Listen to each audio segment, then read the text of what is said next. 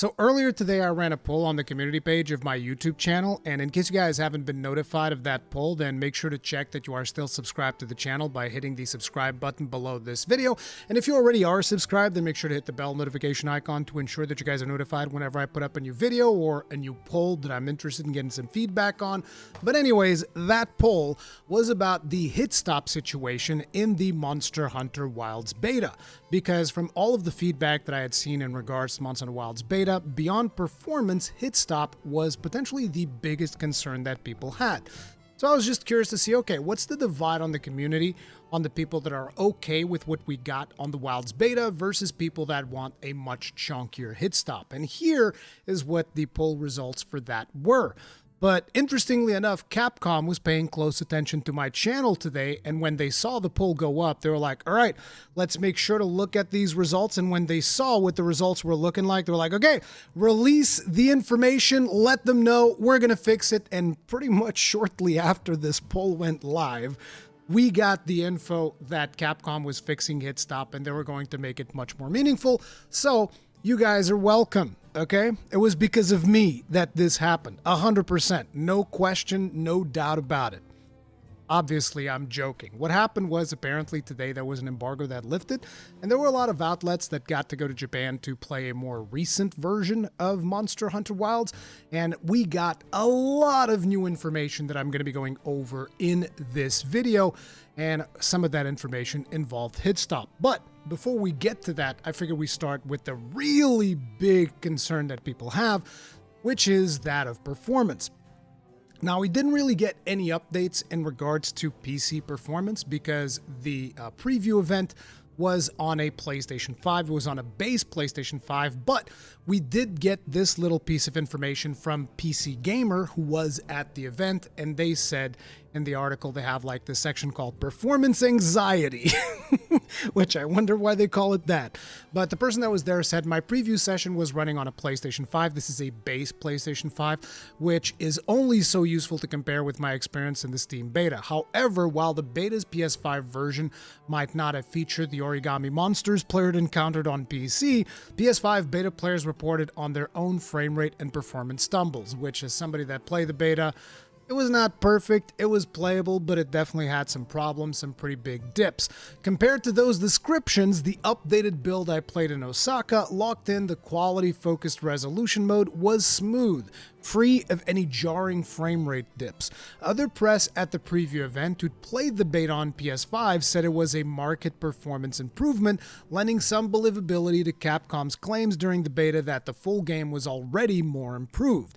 Monster Hunter Wilds game director Yuya Takuda, speaking via interpreter at the event, said that players on PC should expect similar improvements. We feel you can really feel the difference in the improved frame rate, Takuda said. The same level of frame rate improvement will also be implemented for the PC in the final product.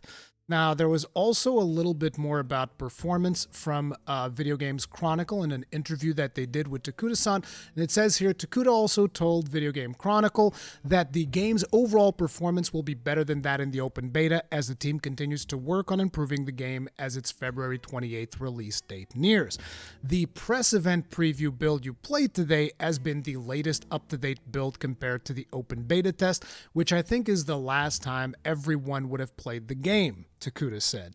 And we've been working on improving the performance on the full build and squashing bugs and that kind of thing. At the moment, the graphics priority mode is running at 4K with 30 frames per second variable frame rate, so it's a little higher than that in certain scenes. Conversely, with the frame rate priority mode, it is aiming to keep 60 frames per second, and of course, when certain very intense scenes happen, such as during the massive storms that happen during the weather changes, there will be some dips there, but that's the target that we're looking at the moment for performance. Now, naturally, this is specifically for the PlayStation 5 version, but like we've also mentioned earlier, they're trying to improve on the PC version as well.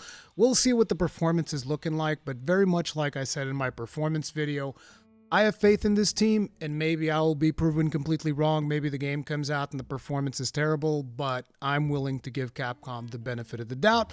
And I already know that a lot of people don't agree with that. It is what it is. But moving right along, one of the big concerns that people also had during the beta was the hit stop situation that we talked about earlier. And in this article by The Gamer, they talk not only about hit stop, but also about the insect glaive. And in here they say, the other big surprise was how much it changed since the last time I played Wilds. I'm an insect glaive guy, and I wasn't impressed by Wilds' version of the weapon when I first tested it out earlier this year. This time around, it felt incredibly fluid and easy to wield. You can even vault dance again, which is something I was disappointed to discover had been removed in earlier demos.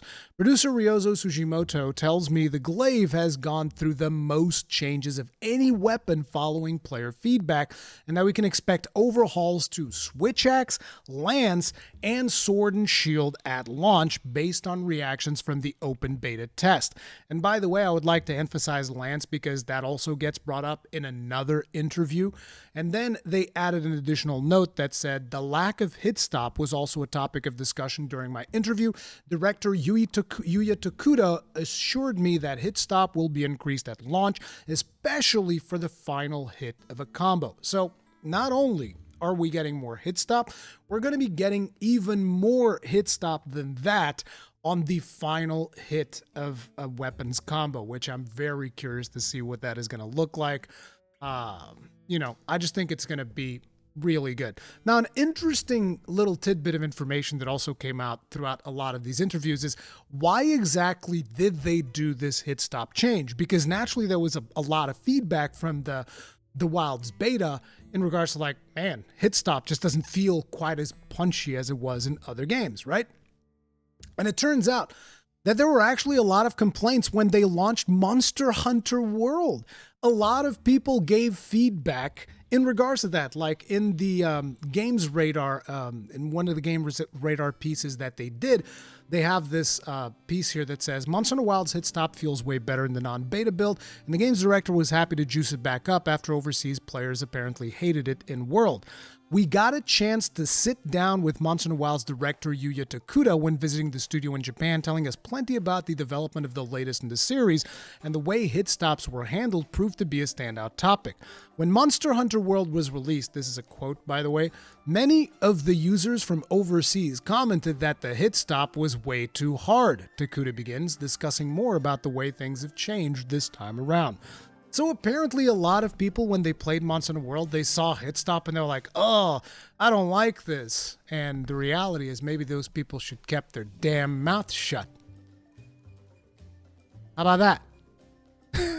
Naturally, I'm joking. No, you should always provide feedback, but it is definitely interesting to see just how much Capcom is listening to what we're saying and how much they're willing to change things around based on the community feedback. But apparently, in there, they just ended up listening to what is probably a minority, especially if we take into account the results of the poll that I did earlier today, because a majority of the community most definitely likes chunky hit stop with their weapons. But anyways, that is the hit stop situation. I figured I should also show you guys a little bit of a clip that I saw from Insect Glaive doing vault dancing. This clip comes to us courtesy of The Gamer. And yeah, you can clearly see that you can do 3 bounces. They try to go for 4, but the 4th one doesn't really land. But I'm pretty sure that they're going to limit it to 3 bounces. I don't imagine you to be able to do infinite bouncing on the monster. And like I said, to me, I'm kind of neutral on this, so I'm happy for Insect Glaive users that really wanted to bounce back. But do remember, I've seen a couple of people in social media, they going like, oh, I hated it, I didn't want this back. It's okay. You don't have to use it. Okay, keep that in mind. And I know that sometimes I argue against this type of thing, but the reality is, the bounce has never been like an optimal way to play Insect Glaive. It's just a more stylish way of doing it. So in this case, I don't really think that you need to do the bounce. It's just an option that is there for you because, again, it's not the best way of dealing damage. It's just something that allows you to bypass some mechanics and, play the Insect Glaive in a more aerial-like way if that's something that you're into. Now, another very important thing that was brought up quite often by a lot of people that played the Monster Hunter Wild beta was that the monsters move too much. This was something that was also addressed in the interview with Video Games Chronicle, and here's what they had to say. The fact is that the open beta test was an earlier version that actually had some bugs in it, and one of them was that the monsters were moving more often than intended. This is something that Takuda explained to them. It wasn't actually a design intention to have them be so rapidly moving, it was just that every X amount of seconds they were moving on, and it wasn't something that we were planning for. So we've gone ahead and fixed that bug, so we've now seen since the beta test lots of feedback, and that and many other things are being improved for the final game, and also just the general processing of how monsters decide where to go next and what to do, that's being refined towards the full game. And I've heard feedback from a lot of other outlets because I've seen like a zillion different articles today, and most people were saying that, yep, I was able to kill monsters within 2 or 3 areas, and it was working fine, and there was not monsters just running all over the place like we've had previously. Anyway, one of the other things that came from Games Radar coverage is that they had this screenshot, although I've seen this screenshot as well on the PlayStation blog, so this might have just been like a pack of B-roll and screenshots that was provided to outlets. And this one shows us a greatsword with the critical draw skill. So again, we're talking about how now weapons are going to have offensive skills, and then armor is just going to have like more generic skills. And in here we see a greatsword with critical draw. But we then got some further stuff from Games Radar where they talk about how there was attack boost and guard on a lance, charge up on a hammer, and slugger on another hammer, and then rapid morph on a charge blade and focus on a greatsword. So these were just some of the skills that they saw on some of the weapons that were in the build. They say one goal here, Takuda tells me, is to support the 2-weapon system, which lets you change some weapons during hunt by briefly mounting your secret bird, by tying some of the skills to your weapons and letting your armor bring more generalist and defensive skills. You can also add decorations and customize it to your liking so that you find your favorite way of hunting, he says. So I'm assuming that this means decorations on weapons, so weapons will have slots. How many slots, we don't know, but you'll be able to like potentially put decorations on there, and that will allow you to customize your experience that way as well, which in my opinion is a good thing. And then finally, we have something here from IGN, which is, we already knew that there was going to be sacred customization, but in their video they show that there's just like tons of stuff like skin color, inner feather color, outer feather color, pattern thickness, pattern color, transparency, eye color, edit right eye, decoration type, pendant type, change name. So there's a lot of customization that you can do, and you can see that the sacred that they show ends up being very much different color-wise from the sacred that we see. And we also know that sacred customization also includes like something that maybe you can equip on your sacred that changes like the main, because we've seen that that is a pre-order reward or maybe a deluxe edition reward or something like that. So that's something there as well. And we can also customize our pop-up camp, which not only includes changing everything color-wise on the camp itself, but also adding elements like a table, a meal thing for you to cook in, training barrel, some banners. There's a lot of stuff that you can add in your pop-up camp, and there's a lot of customization options for the stuff that you can do with pop-up camps, which is really, really cool. Now, another thing that was also mentioned that I don't have like specific articles to bring up on screen here, but this is stuff that was talked about in videos and stuff like that.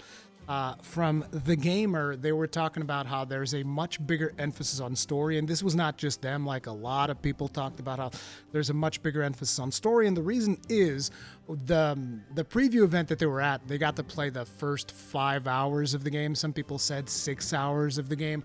But it was basically something where they went ahead and they killed every monster all the way up to Uthduna.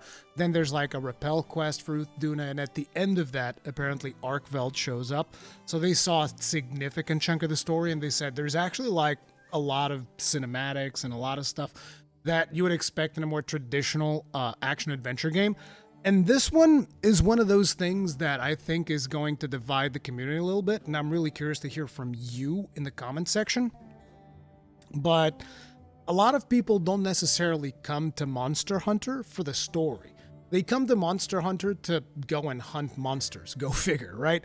But Capcom is really trying to do the whole thing where it's like, no, there's going to be a ton of cutscenes that you get to watch and all of that stuff, and it's going to be like seamless. You go from a cutscene into hunting, and there's, it's going to be a little bit more like that. And I'm curious to hear from you guys. How do you guys feel about it? To me, the way that I look at it, it's kind of like, okay, so let's say the first 50 or 60 hours, you're getting a lot of these cutscenes, you're doing the story, and then when that's over, you just go back to your traditional grinding for materials and all that stuff. Is that a deal breaker for me? Hell no.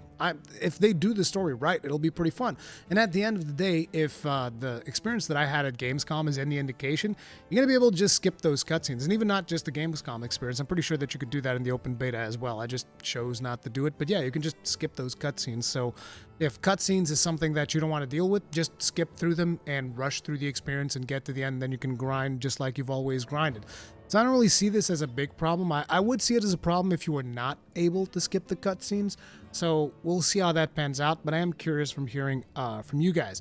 Now, there were also a couple of outlets that talked about something else. And this is something that concerns me a little bit. And they were saying that it felt easy, that the difficulty really just wasn't there. And this is something I feel was echoed by a lot of people in the community as well from Monster Hunter Wilds beta.